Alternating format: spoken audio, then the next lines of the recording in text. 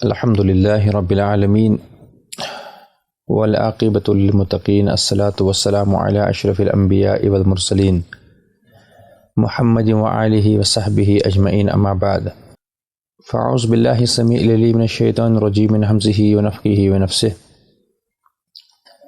فقلت استغفروا ربکم انہ کان غفارا یرسل السماء علیکم مدرارا وَيُمْدِدُكُمْ بِأَمْوَالٍ وَبَنِينَ وَجَعَلَ لَكُمْ جَنَّاتٍ وَجَعَلَ لَكُمْ أَنْهَارًا رَبِّ اشْرَحْ لِي صَدْرِي وَيَسِّرْ لِي أَمْرِي وَاحْلُلْ عُقْدَةً مِّن لِّسَانِي يَفْقَهُوا قَوْلِي رَبِّ زِدْنِي عِلْمًا سُبْحَانَكَ لَا عِلْمَ لَنَا إِلَّا مَا عَلَّمْتَنَا إِنَّكَ أَنتَ الْعَلِيمُ الْحَكِيمُ۔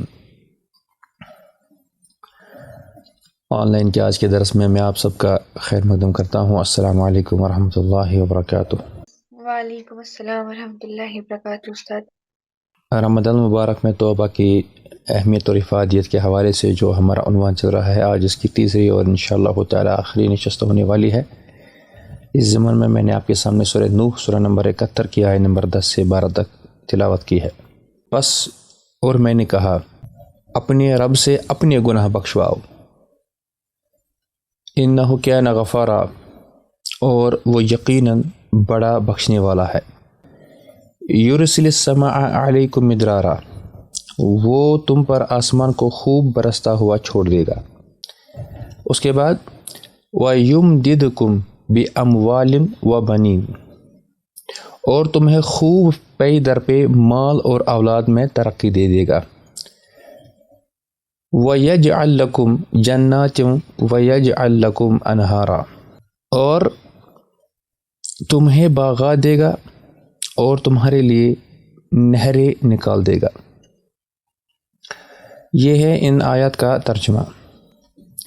چنانچہ ہم دیکھتے ہیں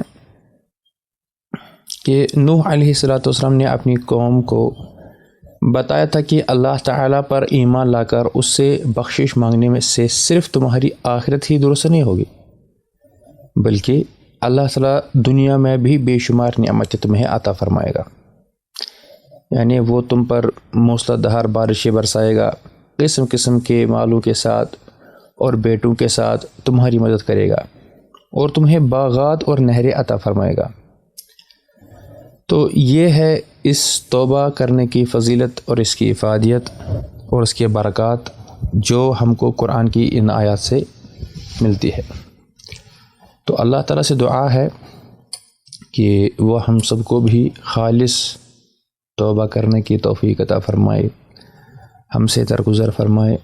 ہم نے جو خطائیں گناہ جان بوجھ کر سر انجام دی ہے، یا پھر ہم سے وہ جانے انجانے میں ہو گئی ہے، تو اللہ تعالیٰ سب کی مغفرت فرمائے۔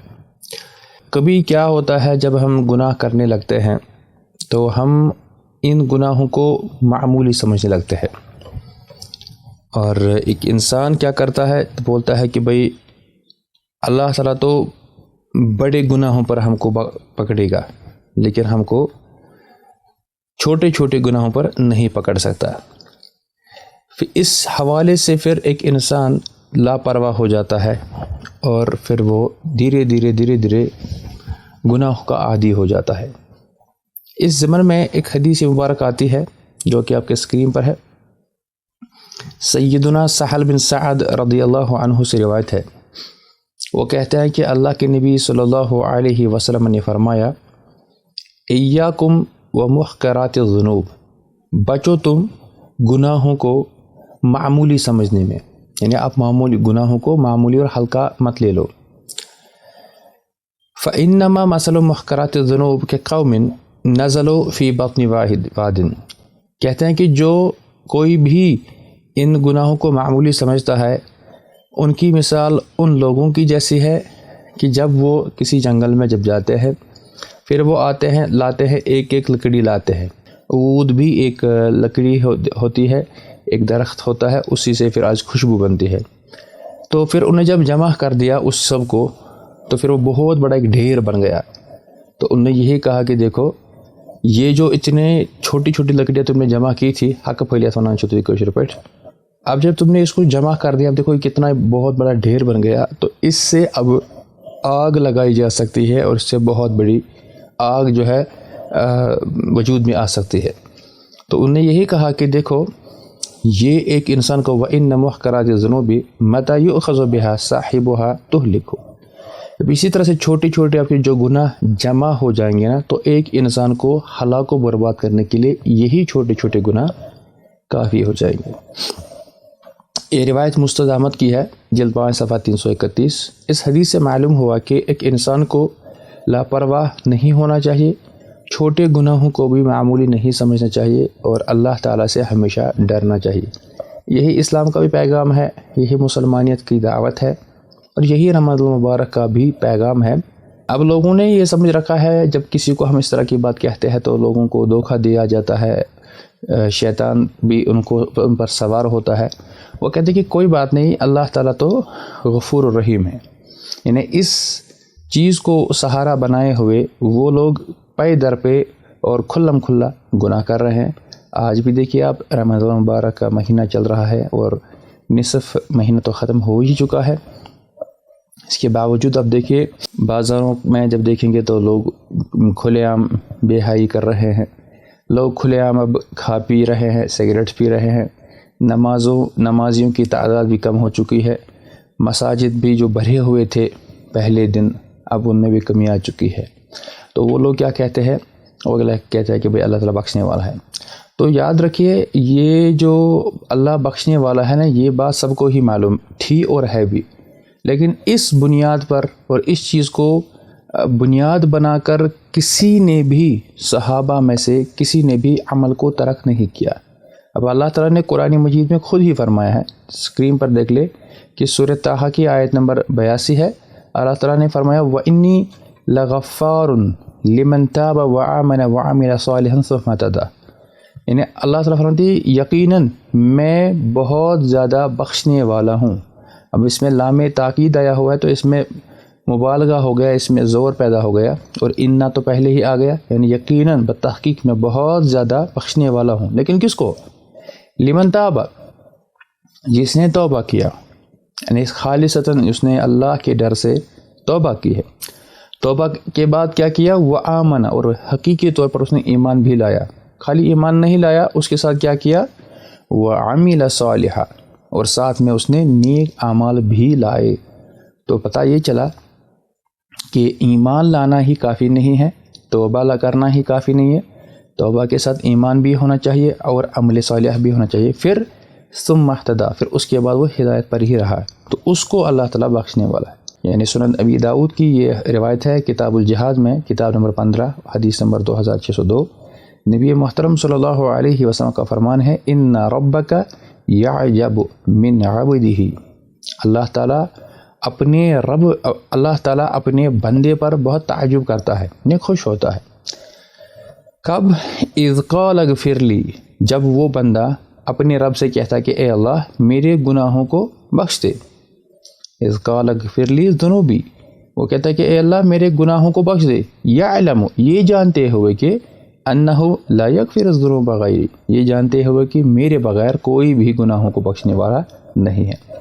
یعنی اللہ تعالیٰ کو اس بات کی خوشی ہے کہ چلو اس سے جتنے بھی گناہ سرزد ہو گئے، اس نے جو بھی کیا، لیکن آخرکار میرے ہی پاس آ گیا، اور یہ جانتا بھی ہے کہ میرے بغیر کوئی اس کو معاف کرنے والا نہیں ہے، میرے بغیر کوئی اس کو نوازنے والا نہیں ہے، میرے بغیر اس کو، اس کے اعمال، اس کے اطوار، اس کے حرکات و سکنات کوئی سدھارنے والا نہیں ہے۔ تو یہ روایت سنن ترمذی میں بھی ہے، حدیث نمبر 3646۔ تو اس میں ہم کو یہ خوشی کی بات ملتی ہے کہ ایک انسان جتنا بھی بڑا پاپی گنہگار ہو نا، تو وہ تو شرماتا ہے کہ میں کیسے اللہ تعالیٰ کو بار بار معافیاں مانگوں، مجھے تو پتہ تھا کہ مجھے یہ کام نہیں کرنا تھا، لیکن پھر بھی مجھ سے ہو گیا اور کرتا ہوں میں، قابو نہیں ہو رہا ہے میرے اپنے نفس پر، اب میں کس منہ سے اللہ کے سامنے کھڑا ہو کر دعا کروں اور معافی مانگوں۔ تو اس حدیث میں ان لوگوں کے لیے بھی ایک تسلی ہے اور ایک امید ہے کہ جب بھی آپ اللہ کے پاس جاؤ گے نا تو اللہ تعالیٰ خوشی ہو جائے گا کہ ہاں میرا بندہ مجھ سے ہی معافیہ مانگ رہا ہے۔ یہ نہیں کہ اللہ تعالیٰ دھتکار دے، اپنے دربار سے نکال دے کہ یا تو روز روز یہی بولتا ہے میں معاف نہیں کروں گا۔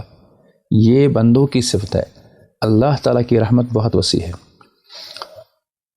تو اس میں ایک اور چیز کا ہم کو خیال رکھنا ہے کہ یعنی جب بھی کسی انسان کو گناہ سرزد ہو جائے اس کو اس کا پردہ کرنا چاہیے. یعنی جب انسان سے کوئی خطا ہو جائے، کوئی گناہ ہو جائے، چھوٹا یا بڑا، اب اس پہ اترانا نہیں چاہیے، اس پر تکبر بھی نہیں آنا چاہیے، اس میں پھر انسان کو اس کا پرچار نہیں کرنا چاہیے اور دوسروں کو بھی ابھارنا نہیں چاہیے چل میں نے ایسا کیا تو بھی ایسا کر. بلکہ اگر انسان سے کوئی بھی گناہ سرزد ہو جائے، اللہ تعالیٰ نے اگر اس پہ پردہ رکھا ہوا ہے تو آپ کو بھی وہ پردہ نہیں اٹھانا چاہیے. اسکرین پر دیکھ لے کہ سیدنا ابو ہریرہ رضی اللہ عنہ سے روایت ہے، وہ کہتے ہیں کہ نبی کریم صلی اللہ علیہ وسلم نے فرمایا کل امتی معافن الا المجاہرین، میری امت کے ہر ایک فرد کو معاف کر دیا جائے گا لیکن انہیں نہیں جو مجاہرین ہوں گے. مجاہرین بولتے ہیں اس کو جو کہ کھلم کھلا گناہ کرتے ہوں یا گناہ کرنے کے بعد اس کو بتاتے ہوں. تو کہا وَإِنَّ مِنَ الْمَجَانَةِ أَن يَعْمَلَ الرَّجُلُ بِاللَّيْلِ عَمَلًا. مطلب اس کی جو تعبیر ہے وہ کیا ہے کہ ایک شخص جب رات میں کوئی گناہ کر لیتا ہے، کوئی شخص اگر کوئی گناہ کرے تو اسے کوئی عمل سرزد ہو گیا، ثم یصبح، اور جب وہ صبح کر لیتا ہے، وقد سترہ اللہ، حالانکہ اللہ تعالیٰ نے اس کے اس گناہ پر پردہ پوشی کی ہوئی تھی، کسی کو اللہ نے بتایا نہیں پوسٹ ڈال کر کہ بھئی دیکھو فلاں بندہ جو فلاں جگہ گیا تھا نا وہ کس مقصد کے لیے گیا تھا، وہاں اس کو کون ساتھ تھا، یا اس نے کیسے فلاں کی زمین ہڑپ کر لی، فلاں نے جو کاغذات، کچھ بھی نہیں. فیقول، لیکن جب صبح ہوتی ہے وہ کیا کرتا ہے، فیقول یا فلان، پھر وہ خود کہتا ہے کہ عملت البارحۃ کذا و کذا، میں نے کل رات کو ایسا اور ایسا کر لیا، ہم نے جوا کھیلا، ہم نے ایسا کیا. وقد بات یسترہ ربہ ویصبح یکشف ستر اللہ عنہ، یعنی جب اس نے رات گزاری نا تو اللہ تعالیٰ اس کے رب نے تو اس پر ستر پوشی کی تھی، لیکن جب وہ صبح ہوتے ہی وہ لوگوں کو بولتا ہے تو وہ خود اس سے پردہ اٹھا لیتا ہے.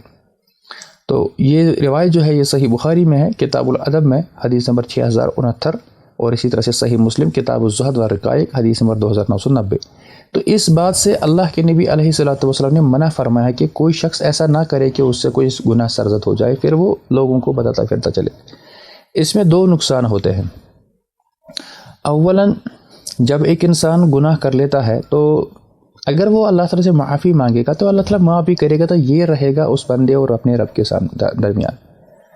اس میں آپ لوگ اپنے طرف سے، میں زیادہ بولنا نہیں چاہتا، آپ لوگ خود ہی اندازہ کر سکتے کہ اس میں کتنی چیزیں آ سکتی ہیں، لیکن زیادہ تر جو چیز آ جاتی ہے نا وہ آپ کو معلوم ہی ہے وہ کیا ہے.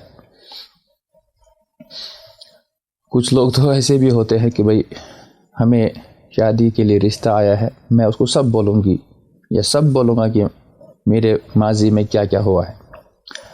تو بہرحال اس کے بھی اپنے رولنگز ہیں، اپنے معاملات ہیں، اپنے احکام ہیں.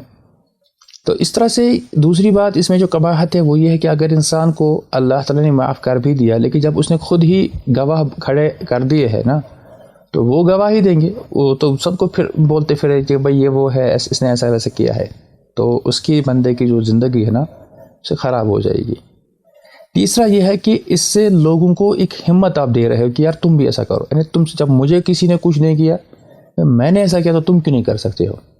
تو اسی لیے ہمارے معاشرے میں آج ہم دیکھتے ہیں کہ بہت ساری خرابیاں پائی جاتی ہے، بہت ساری ایسی چیزیں پائی جاتی ہے، ایسے گناہ، ایسے پوشیدہ، ایسے خطرناک جرائم ہمارے سامنے پیش آ چکے ہیں جن کا تصور کچھ سال پہلے وہ انسان کر بھی نہیں لیتا تھا، لیکن جب انہوں نے کرائم پیٹرول جیسے شوز دیکھ لیے وہ تو کہتے تھے کہ ہم اس لیے دیکھتے کہ اس مجرم کو کیسے کیا ہو جائے گا. میں مثال میں دے رہا ہوں، لیکن غیر شعوری طور پر ان کا ذہن اس کے لیے آمادہ ہو جاتا تھا اور اس کو ایک تربیت ملتی تھی کہ بھائی اگر تم بھی چاہتے ہو کہ اس طرح کا کوئی کانڈ کرنا تو تمہیں کیا کرنا ہے.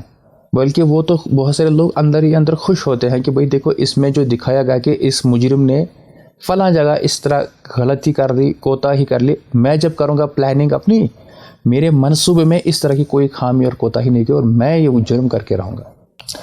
تو میں چیٹن بنا ہوا تو کچھ بوئل بنا. نو سر ہم سن رہے ہیں. اچھا.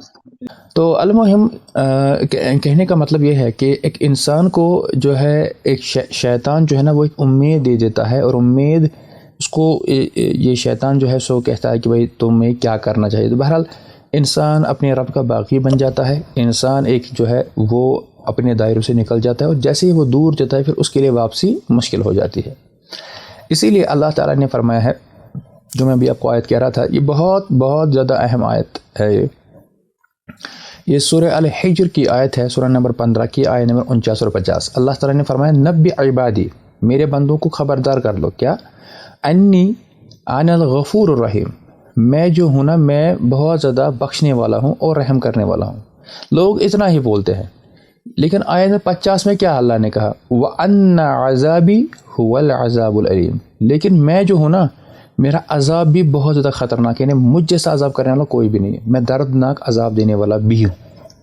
اگر اللہ تعالیٰ رحمان الرحیم ہے، غفور و غفار ہے، تو پھر واحد القہار بھی ہے، عذاب العلیم کرنے والا بھی ہے اللہ تعالیٰ۔ یہ لوگ بھول جاتے ہیں، اور اسی لیے اللہ آج کل یعنی اللہ کے جتنے بھی بندے آج ہیں، جو کہ میں مسلمانوں کی فی الحال بات کر رہا ہوں، جو کہ باغی بن چکے ہیں، جو کہ اپنے رب کے نافرمان بن چکے ہیں، ان کو تو بس اسی چیز کا سہارا مل گیا کہ اللہ تعالیٰ غفور الرحیم ہے۔ پتہ نہیں کس نے ان کو یہ پٹی پڑھائی ہے۔ کیا مجھے بتائے جو صحابہ تھے، جو انبیاء تھے، جو اس کے بعد صالحین تھے، سلف صالحین تھے، کیا ان کو یہ نہیں معلوم تھا کہ اللہ تعالیٰ بخشنے والا ہے؟ ان کو یہ نہیں معلوم تھا کہ اللہ تعالیٰ جو ہے رحمان الرحیم ہے؟ تو کیا انہوں نے اس امید پر پھر اعمال ہی چھوڑ دیے؟ انہوں نے روزہ رکھنا ہی چھوڑ دیا؟ انہوں نے صلہ رحمی اور باقی سب چیزیں لوگوں کی حق مارنا شروع کر دی؟ پھر کیا؟ نہیں، بلکہ انہیں سب اعمال ہم سے 10,000 گنا ان کے اچھے اعمال ہم سے تھے، اچھے اخلاق تھے، علم تھا، اس کے باوجود بھی وہ اللہ سے اتنا ڈرتے کہ کہیں اللہ تعالیٰ مجھے نہ پکڑ لے، کہیں یہ اللہ ناراض نہ ہو جائے۔ کیوں؟ کیونکہ ایک مومن نہ تو زیادہ ڈرتا ہے، پھر ڈرنے پر ہی اس کو نا امید ہو جاتا ہے، نہ ہی اتنا وہ پر اعتماد یعنی اوور کانفیڈنٹ ہوتا ہے کہ پھر وہ کہتے کہ بس اب تو کوئی خلاص کھلے بلے، ہم نے تو حج کر لیا ہے، ہم نے تو داڑھی رکھ لی ہے، ہم نے تو قرآن کی اتنے پارے یاد کر لیے، خلاص اب تو ہم جنت کی ٹھیکیدار بن گئے۔ تو ایک بندے کو ہمیشہ میانہ روی اختیار کرنی چاہیے، وَكَانَ بَيْنَ ذَلِكَ قَوَامًا، درمیان میں انسان کو رہنا چاہیے۔ تو اللہ تعالیٰ ہم کو بھی اس طرح کا ایمان نصیب کرے اور اللہ تعالیٰ ہم سے درگزر فرمائے، آمین یا رب العالمین۔ اب جو انسان توبہ کرتا ہے نا، اب اس کی فضیلت دیکھ لے آپ کہ وہ اللہ کے دربار میں کیسا ہوتا ہے۔ اللہ عز و جل کے پاس جب بھی کوئی شخص خالصتاً دل لے کر جاتا ہے اور پھر اپنے گناہوں کی معافیہ مانگتا ہے، بس جیسے ہی سجدے میں اس کے آنسو ٹپکتے ہیں، اللہ تعالیٰ نے اس کو معاف کیا ہوا ہوتا ہے۔ معافی نہیں کیا ہوتا ہے، بلکہ اس کے جو سیئات ہے، یعنی اس کے جو گناہ ہے، وہ تبدیل کرتا ہے کس میں؟ اس کے حسنات میں، یعنی اس کی نیکیوں میں۔ نہیں، یہی گناہ جو جمع ہو گئے تھے نا، اتنے کوئنٹل، انہی کو اللہ تعالیٰ نیکی بنا دیتا ہے، بشرطے واقعی میں اللہ تعالیٰ کے سامنے خالصتاً توبۃ نصوح کیا گیا ہو، یا ایھا الذین آمنوا توبوا الی اللہ توبۃ نصوحا۔ تو یہاں پر دیکھ لیے اس حدیث میں، جو کہ سنن ابن ماجہ میں ہے، کتاب الزہد، حدیث نمبر 4250، نبی محترم صلی اللہ علیہ وسلم فرمایا، التائب من الذنب کمن لا ذنب لہ، ایک تائب، توبہ کرنے والا جو اپنے گناہوں سے توبہ کرتا ہے نا، وہ ایسا ہوتا ہے کیا اس انسان کی طرح، کمن لا ذنب لہ، جس کے گناہ ہی نہ تھے۔ اللہ تعالیٰ ہم کو بھی اسی طرح سے نیک بننے کی توفیق عطا فرمائے، اللہ تعالیٰ ہمیں بھی ایسے ہی خالص توبہ کرنے کی توفیق عطا فرمائے، گناہ چھوڑنے کی ہمت، طاقت و قوت عطا فرمائے، نیکیوں پر اور دین اسلام پر استقامت ہم کو نصیب فرمائے، آمین یا رب العالمین۔ اب کوئی شخص یہ بھی کہتا ہے کہ بھائی میں توبہ کروں گا یا کروں گی، لیکن کب کروں گی؟ جب مجھے موت کا وقت ہو، تب تک میں اپنی لائف کو انجوائے کرنا چاہوں گا۔ ایسے بھی لوگ کہتے ہیں نا کہ لیٹس انجوائے دا لائف، یہ جو ہے زندگی ایک بار آنی ہے، جوانی دیوانی ہوتی ہے۔ تو سورہ نساء کی آیت نمبر 14 ان کو یاد کرائیں، اللہ تعالیٰ فرماتے ہیں وَلَيْسَتِ التَّوْبَةُ لِلَّذِينَ يَعْمَلُونَ السَّيِّئَاتِ حَتَّى إِذَا حَضَرَ أَحَدَهُمُ الْمَوْتُ قَالَ إِنِّي تُبْتُ الْآنَ، کہتے ہیں کہ ان لوگوں کی توبہ تو قبول ہی نہیں ہو جائے گی جو لوگ پوری زندگی کیا کرتے ہیں؟ گناہ کے کام کرتے ہیں، یہاں تک کہ ان کا موت کا وقت جب آتا ہے نا، تو وہ ان کو لگتا بس ان کو پتہ ہے مرنا ہی ہے، پھر کہتے ہیں انی تبت الآن، اب میں توبہ کرتا ہوں۔ تو یہ ویلڈ نہیں ہے۔ تو یہ ویلڈ نہیں ہے، یعنی ان کو پتہ ہے اب تو ختم ہونے والا ہے، تو جو اب توبہ ہی نہ کرے وہ ظالم ہے۔ وَمَن لَّمْ يَتُبْ فَأُولَٰئِكَ هُمُ الظَّالِمُونَ، سورہ حجرات آیت نمبر 11۔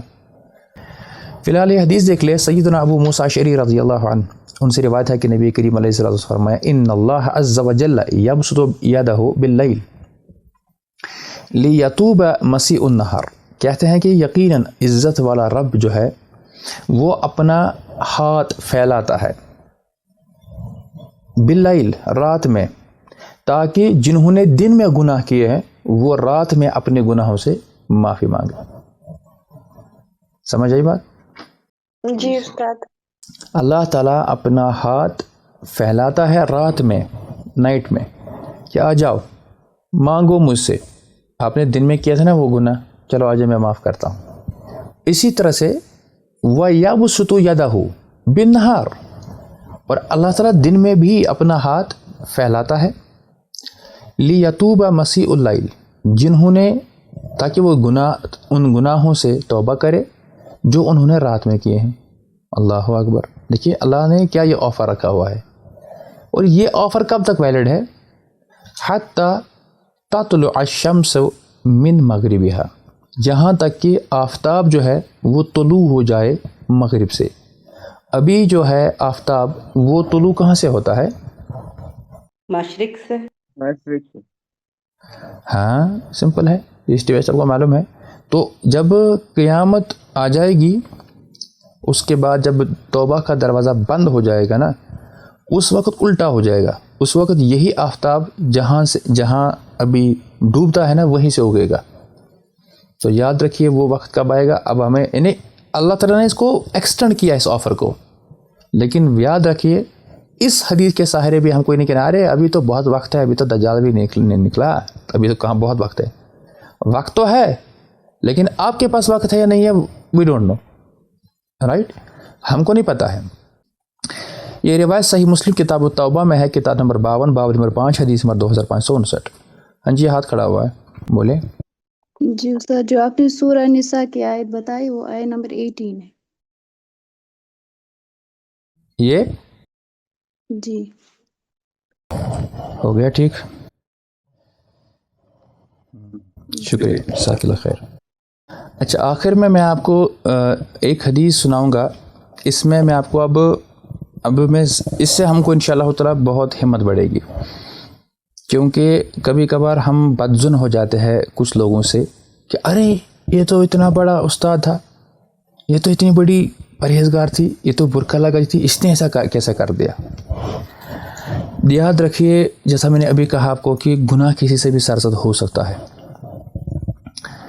مجھے بتائے سب نیک انسانوں کو، عالموں کو، حافظوں کو، قاریوں کو چھوڑ دو، مجھے بتائے تمام انبیاء کرام علیہم الصلوۃ والسلام، یعنی جو پروفٹس اینڈ میسنجرز ہوتے ہیں، ان کے بعد سب سے عظیم شخصیت اس دنیا میں کون تھے؟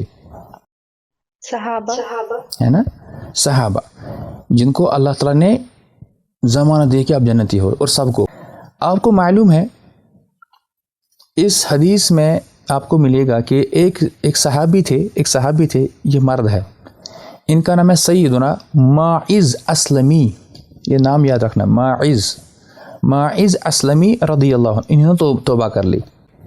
یاد رکھیے آج کل تو فتنے کا دور ہے، یہ اس وقت کی بات میں آپ کو کہہ رہا ہوں جب کہ پیغمبر کریم علیہ الصلوۃ والسلام خود موجود ہے، انہی کے شاگردوں میں سے ایک شاگرد ہے، ٹھیک ہے۔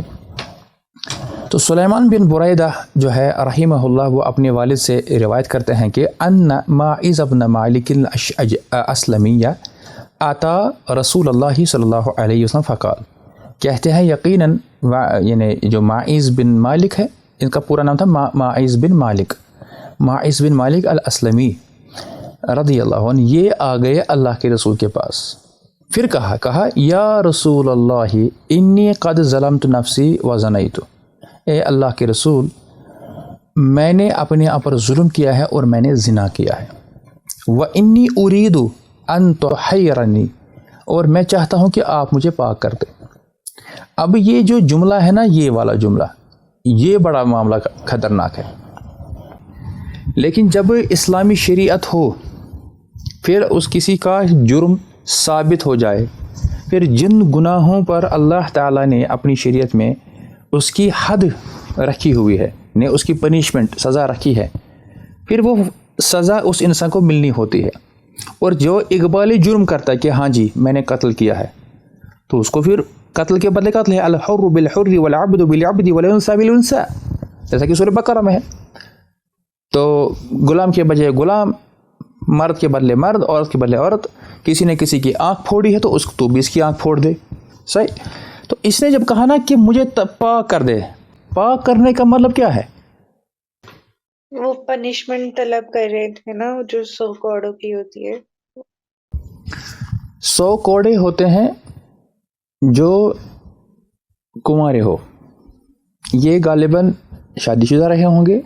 اسلامی شریعت میں جو ہے نا، جو شادی شدہ ہو کر اتنا بڑا گناہ کرتا ہے نا، تو اس کو رجم کیا جاتا ہے، اس سے وہ پاک ہو جاتا ہے۔ یہاں پاک کرنے سے مطلب ہے کہ مجھ پر حد آپ جاری کر لیجئے تاکہ میں پاک ہو جاؤں اس گناہ سے، مجھے اس دنیا میں ہی سزا دیجئے تاکہ آخرت میں اللہ تعالیٰ مجھے نہ پکڑے۔ اور جو حد ہے نا وہ یہ ہے کہ ایک انسان کو ایک میدان میں لیا جائے، گردن تک ایک گڑھا کھودا جائے، اس گڑھے میں اس کو رکھا جائے، پھر سب لوگ اس کو پتھر ماریں گے، اور تب تک پتھر ماریں گے جب تک اس کی جان نہ نکلے۔ آپ مجھے بتائیں کتنی خطرناک سزا ہے۔ مطلب اس کو تصور کرنے سے بھی انسان کے رونکڑے کھڑے ہو جاتے ہیں۔ لیکن یہ آدمی، یہ مرد خود آتا ہے اللہ کے نبی علیہ السلام کے پاس کہ میں نے ایسا گناہ کہ مجھ پر حد جاری کر لے۔ یعنی نہ ہی اس وقت CCTV ہے، نہ ہی کوئی انفارمر ہے، نہ ہی کسی نے کسی کو کوئی ریکارڈ کیا ہے وغیرہ، کچھ بھی نہیں۔ یہ کون سی چیز اس کو بتلا رہی ہے؟ گناہ ہو گیا، لیکن اب اس گناہ کا احساس اتنا بوجھ اپنے سینے میں نہیں لے پا رہا انسان، تو مجھ پر حد ہی جاری کر لیجئے تاکہ میں سکون سے مر جاؤں۔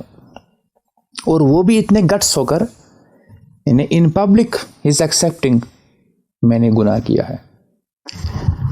تو یہاں پر مجھے ایک تو یہ نقطہ نکلتا ہے، دوسرا جو یہ اتنا بڑا یعنی ایک جو سرزد ہوا ہے گناہ، یہ کون کر رہا ہے؟ یہ ایک صحابی رسول ہے صلی اللہ علیہ وسلم، کہتے ہیں فردہ ہو، تو انہوں نے مطلب ان کو چھوڑ دیا، مطلب صرف نظر کر لیا، اس کو اگنور کر لیا۔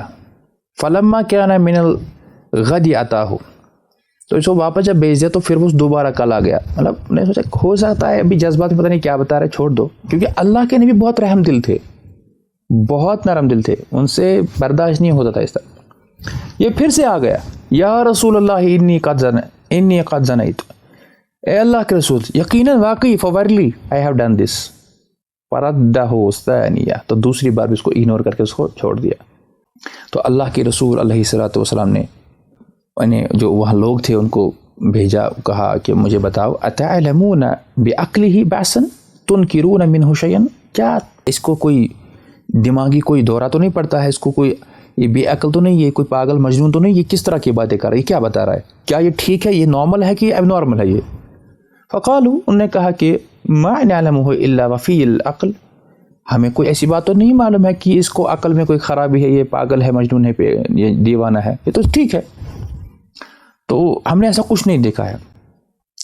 اس کے بعد یعنی جب کنفرم ہو گیا کہ کوئی اس نے موت ووت کیا، پاگل چھن کیا، فأتاہ الثالثہ، یعنی اب یہ تیسری بار آتا ہے۔ تو جب یہ تیسری بار آ گیا اس نے وہی کہا، فسأل عنہ فأخبرہ انہ لا بأس فیہ ولا بعقلہ، تو پھر جب اس کے بعد پھر سے مطلب کنفرم کیا تو پھر اس کے بعد یہی معلوم ہے کہ نہیں یہ بالکل نارمل ہے، فٹ ہے، تندرست ہے، کوئی خرابی نہیں ہے، کوئی اس کو ڈس آرڈر نہیں ہے، کوئی بھی ذہنی توازن بگڑا ہوا نہیں ہے۔ تو پھر کہتے ہیں فلما کان الرابع حضر له حفرہ، اب جب چوتھی بار جب آ گیا، مطلب ہی وانٹیڈ کہ نہیں مجھے جو ہے امپلیمنٹ کی جائے میرے اوپر شریعت، مجھے سزا دی جائے۔ اب جب بندہ کہہ رہا ہے اور بار بار اس کو مہلت دی گئی، جا مطلب ان ادر ورڈس انڈائریکٹلی جا تو اللہ کے سامنے توبہ کر لے، مت آ جائے ادھر، لیکن وہ آ رہا ہے۔ اب جب آ رہا ہے تو اب رب کا جو قرآن ہے، اللہ کی جو شریعت ہے، اس کو نافذ بھی کرنا ہے نا، اس میں کوئی کوتاہی تو نہیں برتے ہیں نا، اب اس وقت امپلیمنٹیشن ہے۔ پھر جب وہ آ گیا تو کہا کہ ٹھیک ہے جب جاؤ، میں نے ان کو لوگوں کو حکم دیا کہ جاؤ گڈھا کھودو، ثم امر به فرجما، تو پھر لوگوں کو حکم دیا کہ جاؤ اس کو رجم کر لو۔ یہاں پر یہاں تک یہ روایت ہے. یہ صحیح مسلم کی روایت ہے نا, میں نے اس کو دیکھا ایک صحیح مسلم میں کل. یہ روایت تین مطلب ایک ہی جگہ پہ 2-3 جگہ آئی ہے, تو اس کے الفاظ الگ الگ ہے, اور اصل میں تو حدیث یہاں تک ہی ہے, لیکن جو میں نے کاپی کیا یہ میں کو دکھا رہا ہوں میں, اس میں دوسرا بھی یہی پر آیا ہے, وغیرہ یہ نیکسٹ حدیث ہے. میں نے کہا چلو اس یہ بھی روایت ایک آتی ہے, یعنی اس میں نیکسٹ ہے, ورنہ اس کے بعد جو ہے نا کچھ اور ہی ہے. تو لیکن اب میں اس کو جمع کر دوں گا, یعنی اس کو خیال رکھے کہ اصل میں یہاں تک یہ حدیث ہے. اب جو دوسری حدیث ہے نا, اسی لیے میں کو بار بار کہتا ہوں کہ جو صحیح مسلم ہے نا, صحیح مسلم کو جو امام مسلم جب یہ جمع کیا ہے نا, انہوں نے ایسے ہی رکھا تھا. اس کو پھر بعد میں سیٹنگ کی ہے کس نے, یہ ساری تبویب جس نے کی ہے, کون تھا وہ؟ امام نووی. ہاں, امام نووی رحمہ اللہ نے کیا ہے نا. تو انہوں نے کیا کیا ہے, امام بخاری نے جب کیا تھا نا, امام بخاری نے ایک حدیث کو جب مختلف مطلب بہت بار لایا تو انہوں نے مختلف ابواب باندھے ہیں. مثلا کوئی حدیث اگر کتاب الصلاح میں لائی, وہ آگے جا کر کتاب النکاح میں بھی لائی, یعنی وہ الگ اس کے ترک ہوتے تھے, الگ ہوتے تھے چین آف نریٹرز. لیکن مسلم میں کیا ہے, جتنے ایک ٹاپک کے اوپر اگر 5 حدیثیں ہیں نا, اس کو وہیں پر ہی لایا, اسی لیے پھر اس میں نمبر ایک ہی دیا گیا, مثلا 299. تو 299 کے بعد جو دوسری حدیث ہے نا, یہی والی, اس میں راوی الگ ہوگا, ورڈنگ تھوڑی ڈفرینٹ ہوں گے یا کم زیادہ ہوں گے, اس کو نمبر کچھ نہیں دیا گیا, وہ اسی انڈر آتا ہے. تو اگر یہ بھی نمبر جوڑیں گے تو پھر 7563 حدیث ہے بخاری کی طرح, لیکن وغیرہ 3,000 ہے. ویسے بخاری میں بھی 3,000 ہے, لیکن وہاں مقرر, اس کو مقررات بھی کہا جاتا ہے یا ترک بھی کہا جاتا ہے, ترک یا مقررات. تو یہ میں اس لیے بتا رہا ہوں کہ میں کل خود دیکھا کہ یہ تو الگ حدیث ہے, یہ کیا ہے, کیونکہ پہلے میں خود دیکھتا ہوں پھر میں آپ کو دکھاتا ہوں. اچھا, یہ تو ہو گیا ایک صحابی جو مرد تھا جن کو رجم کیا گیا, ان کا کیا نام تھا؟ ماعز اسلم رضی اللہ. ہاں, ماعز بن مالک رضی اللہ. اب دوسری آتی ہے ہمارے پاس ایک خاتون, کہتے ہیں فجاءت الغامدیۃ, ایک قبیلے غامدیہ, ایک قبیلہ تھا, اس میں وہاں کی ایک عورت آ گئی. فقالت, اس نے بھی یہی کہا, کیا؟ یا رسول اللہ انی قد زنیت فطہرنی, اے اللہ کے رسول یقیناً میں نے زنا کیا ہے, مجھے پاک کر لیجئے. وَإِنَّهُ رَدَّهَا, یعنی اس کو بھی اب چھوڑ دیا, اگنور کیا. فَلَمَّا كَانَ الْغَدُ قالت, اب جب وہ واپس آ گئی تو اس نے کہا, یا رسول اللہ لما تردنی, آپ مجھے کیوں چھوڑ رہے ہیں؟ لعلك ان تردنی كما رددت ماعزا, آپ تو مجھے ایسے چھوڑ رہے ہیں, ایسے اگنور کر رہے ہیں, آپ کو ایسے مجھے نظر انداز کرے جیسے آپ نے اگنور کیا تھا, چھوڑا تھا, نظر انداز کیا. کس کو؟ ماعز کو, یعنی ماعز بن مالک کو. پھر کہتی ہے کہ سن لیجئے, اب دیکھیے اس میں گٹس کیا تھے, اس میں کیا ہمت تھی اس عورت میں. کہتے ہیں فواللہ انی لحبلا, یقیناً میں حاملہ ہوں, آئی ایم پریگننٹ ناؤ, مطلب میں نے جو گناہ کیا اب میرا تو حمل بھی لگ چکا ہے. اب اللہ کے رسول قربان جائے اللہ کے رسول علیہ السلام پر, انہوں نے کیا کہا, قال اما لا, تو یاد رکھو نہیں, ہم ایسا نہیں کر سکتے ہیں. اگر تیرے اندر ایک جان پل رہی ہے, ہم آپ پر حد جاری نہیں کر سکتے ہیں, آپ کو ہم رجم نہیں کر سکتے ہیں. فاذهبی حتی تلدی, تو جا جب تک تو اس کو بچے کو جنے گی, جب ڈیلیوری ہو جائے گی تب دیکھتے ہیں. اب وہ کہا تھا 9 مہینے اس کو پہلے رکھنا ہے پیٹ میں, پھر اس کے بعد وہ ڈیلیوری, تب تک اس کو کہاں یاد رہے گا, چھوڑو. یعنی دیکھیے آپ سمجھ سکتے ہیں کہ وہ وما ارسلناک الا رحمت للعالمین. لیکن یہاں پر غور طلب بات ہے کہ 1400 سال پرانی یہ بات ہے, کوئی CCTV نہیں ہے, کوئی انفارمر نہیں ہے, کوئی اس کے پیچھے کوئی اس کا پاسورڈ ضبط نہیں ہوا ہے, کچھ بھی نہیں ہے, لیکن اللہ کا خوف ہے. فلما ولدت, پس جب اس نے بچے کو جنم دے دیا, اتتھو بالصبی فی خرقہ, اب وہ آ گئی واپس سے, اور آ گئی کس کے ساتھ؟ اسی بچے کے ساتھ, گود میں بچہ ہے. قالت ھذا قد ولدتہ, یہ دیکھیے اس بچے کو میں نے جنم دیا ہے. میں چاہتا ہی نہیں تھا اس کو میں ورڈ ٹو ورڈ ٹرانسلیٹ کروں, پر میرا دل ابھی. قال اذهبی فارضیہ حتی تفطمیہ, اب اللہ کے رسول علیہ السلام نے ایک اور آپشن اس کو دے دیا, کہا کہ ٹھیک ہے بچہ تو تم نے جنا تم نے، لیکن انہیں اگر ہم آپ کو ابھی رجم کرتے ہیں تو بچے کا کیا بنے گا؟ اس کا بھی تو حق ہے۔ کہا اذهبی، تو جا، اس کو دودھ پلا، اس کو تو دودھ پلا، اور دودھ کب تک پلانا ہوتا ہے؟ 2 سال تک، حتیٰ تفتمیہ، یہاں تک کہ یہ خود کھائے پیے، یعنی جب ہم کو معلوم پڑے کہ اب یہ ماں کے دودھ پر دار و مدار نہیں ہے، ڈپینڈنٹ نہیں ہے، تو تب دیکھتے ہیں۔ اب اندازہ کریں، جب وہ پہلی بار آئی تھی اس وقت، اس کے بعد 9 مہینے آلریڈی ہو چکے ہیں، اب جب اور 2 سال ہو جائیں گے، غالباً تقریباً 3 سال، 3 سال تک اس کو کہاں یہ احساس رہے گا، یہ بھول جائے گا خود بھی، اور کوئی اس کو ہے بھی نہیں وہاں بھائی اس کو پکڑو۔ فلما فتمتہ اتتہ بالصبی فی یدہ کسرۃ خبز، اوہو، جب وہ اب آگے نا اس کے بعد، یعنی اب بچہ بھی بڑا ہو گیا، وہ ساتھ میں ہے، اور اس کے ہاتھ میں اب روٹی کا ٹکڑا بھی ہے، یعنی ایز اے پروف۔ فقالت ھذا یا نبی اللہ قد فتمتہ، اے اللہ کے نبی یہ ہے، دیکھ لیجیے اب تو یہ روٹی بھی کھا رہا ہے، وقد اکل الطعام، اور یہ تو کھانا بھی کھاتا ہے۔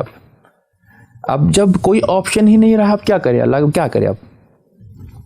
فدفع الصبی الی رجل من المسلمین، اب تو شریعت کو لازم کرنا ہے، نافذ کرنا ہے، تو اللہ کے رسول علیہ الصلوۃ والسلام نے اس بچے کو کسی مسلمان کے گود میں دے دیا۔ ثم امر بها فحفر لها الی صدرها، تو پھر اس کے بعد اس جب بچے کو جو ہے نا اس کو دے دیا، اس نے اس کو سینے سے لگا دیا، اور اس کے بعد لوگوں کو حکم دیا کہ دیکھو تم جاؤ اور وہاں گڈھا کھودو اور اس کو رجم کرو۔ وَيُقْبِلُ خالد بن ولید بحجر، اور جب لوگوں نے اس عورت کو پتھر مارے یہاں تک کہ وہ ہلاک ہو گئی، وہ پاک و صاف ہو گئی، اور جب پتھر مارنے پر اس عورت کے جسم سے جب خون کے پھنوارے ٹپک اٹھے، اور اس خون کی چھینٹے سیدنا خالد بن ولید رضی اللہ عنہ کو جب آ گئے، فرما رأسہا، انہوں نے اس کو سر پہ مارا، فتندح الدم علی وجہ خالد فسبہا، تو خالد بن ولید رضی اللہ عنہ جو کہ ایک خود صحابی رسول ہے، ان کو جب ان کی چھینٹے آ گئے تو ان نے اس کو برا کہا، یعنی برا بلا کہا کہ انہیں ہلاک ہو جائے، بروجہ دیکھو اس عورت بری عورت کا خون مجھ پر لگایا۔ فسمع نبی اللہ سبہ ایاہ، تو اللہ کے نبی علیہ الصلوۃ والسلام جب سنا کہ یہ ان کو برا بلا کہہ رہے تو اللہ کے نبی صلی اللہ علیہ وسلم غضبناک ہو گئے۔ محلن یا خالد کیا ہو گیا؟ فوالذی نفسی بیدہ، قسم ہے اس کی جس کے ہاتھ میں میری جان ہے، لقد تاب توبۃ، تم کیا جانتے ہو، تم کیا اس کو برا بلا کہہ رہے ہو، تم کیا ناک سے کوٹ رہے ہو، اس عورت نے یقیناً ایسی خالص اور صاف توبہ کی ہے۔ کہتا ہے کہ اس نے ایسی، یعنی اس حدیث کے جو الگ الگ الفاظ ہیں نا، اس میں یہ کہا گا کہ اس نے اتنی خالص توبہ کی ہے کہ اگر پورے مدینہ میں بانٹ دی جائے تب بھی کافی ہو جائے گی، یا 70 لوگوں میں بانٹی جائے گی تب بھی کوئی نہیں، اس نے اتنی پیور اور خالص توبہ کی ہے۔ اور اس کے بعد ثم امر بها فصلى، اس کے بعد لوگوں کو وہ مر گئی، اس کے بعد خود ہی اللہ کے نبی علیہ السلام نے اس زانیہ عورت کا جس نے توبہ کی، جس پر حد ہو گئی، جس پر اس کو رجم کر دیا گیا، خود ہی اس کا جنازہ پڑا اور خود ہی اس کو دفن کرنا گیا۔ یہ صحیح مسلم کتاب الحدود میں روایت ہے، حدیث نمبر 1695 اور حدیث نمبر 1996۔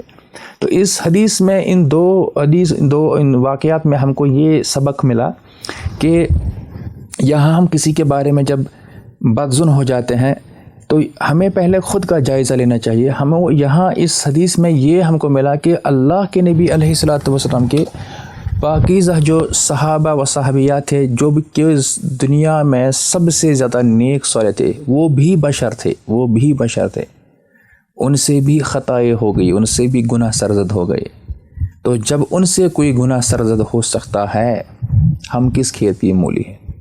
آؤ مسلمانوں، ہم بھی اللہ کی طرف لوٹتے ہیں، ہم بھی اپنے نفسوں کو ٹٹولتے ہیں، ہم بھی اپنے گریبان میں منہ ڈال کر دیکھتے ہیں کہ ہم کیا ہیں، ہم کیا کر رہے ہیں، ہم سے کیا کیا ہوا ہے، آئے ہم بھی اللہ کے سامنے توبہ کرتے ہیں۔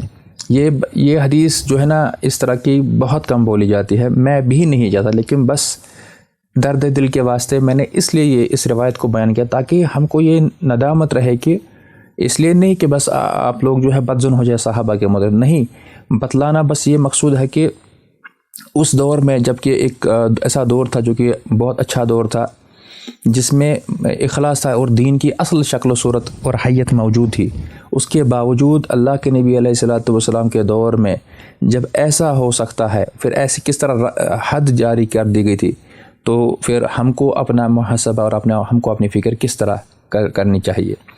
تو یہ ہم کو یہ سبق دیتا ہے کہ یعنی ہم سارے بشر ہیں، ہم سے گناہ سرزد ہو سکتے ہیں، تو گناہ سرزد ہونا کوئی بڑی بات نہیں ہے، لیکن اس کے بعد اللہ سے معافیہ مانگنا، اپنے احوال کو سدھارنا، یہ بڑی بات ہے، کیونکہ ہم بشر ہیں، ہم سے گناہ سرزد ہو جائیں گے۔